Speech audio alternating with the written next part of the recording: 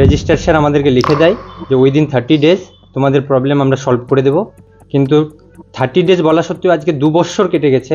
Continue আমরা VC স্যারের কাছে যাচ্ছি, রেজিস্ট্রার স্যারের কাছে যাচ্ছি, শুধু করে দেবো বলছে, কিন্তু এখনও কোনোভাবে কোনো রকম সমাধান হয়নি। আমি যেরকম, আমার সঙ্গে আরও 4 জন আছে, আমরা 5 জন, মোট 5 জন আছি। আমরা 5 জন কনসুলেটেড পেটার থেকেও বঞ্চিত।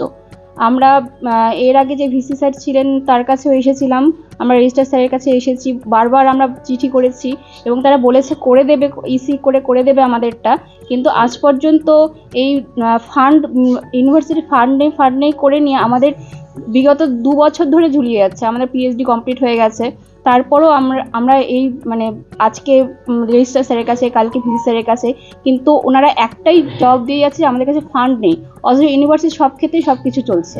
আমাদের তো ধর্নাটা হঠাৎ না, আমরা 2019 সালে একটা অর্ডার বেরোয়ছিল সিএমের, রাজ্য সরকারের, যেখানে মুখ্যমন্ত্রী আমাদের জন্য বলেছে গেস্ট টিচার, পার্ট টাইম আর কন্ট্রাকচুয়াল সবাইকে একই ছাতার তলায় নিয়ে এসে স্যাক করে দেওয়ার জন্য। আমরা 2019 সাল থেকে ইউনিভার্সিটিকে কন্টিনিউ জানাচ্ছি, ভিসি স্যারকে, রেজিস্ট্রারকে, যত আধিকারিক আছে সবাইকে জানানো হয়েছে। 2020-তে আমাদেরকে ইস্যু করে বলা হয়েছিল যে ঠিক আছে তোমাদের আমরা বেনিফিটটা দিয়ে দিব, এবং কিছুটা নর্মালি হয়নি। আমরা 37 দিন আগেও আন্দোলন করেছি, আপনাদের মাধ্যমে বিভিন্ন জায়গায় জানিয়েছি, হায়ার এডুকেশনে জানানো হয়েছে। 2020-র ইস্যুতে বলে দেওয়া সত্ত্বেও 2021-এ একটা অর্ডার বের করে ইউনিভার্সিটি, যেখানে শুধু পিটিটি আর কন্ট্রাকচুয়ালদের দেওয়া হচ্ছে ফেসিলিটি, আমাদের আজও দেওয়া হচ্ছে না। মঙ্গলবার বিকেলে রায়গঞ্জ বিশ্ববিদ্যালয়ের 25 জন অতিথি অধ্যাপক অনির্দিষ্টকালের জন্য ধর্নায় বসলেন। তাদের অভিযোগ, বিশ্ববিদ্যালয় কর্তৃপক্ষ নির্দেশিকা জারির পরও প্রায় 3 বছর হতে চলল স্যাক টিচাররা কোনো রকম সুবিধা পাচ্ছেন না।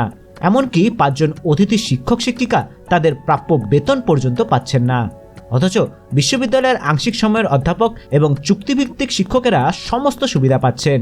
এদিন রাতে ধর্না চলাকালীন কলা ও বাণিজ্য বিভাগের ডিন প্রশান্ত কুমার মহলা, স্টেট অফিসার অমিত কুমার মণ্ডল এসে আন্দোলনকারীদের সঙ্গে কথা বলেন।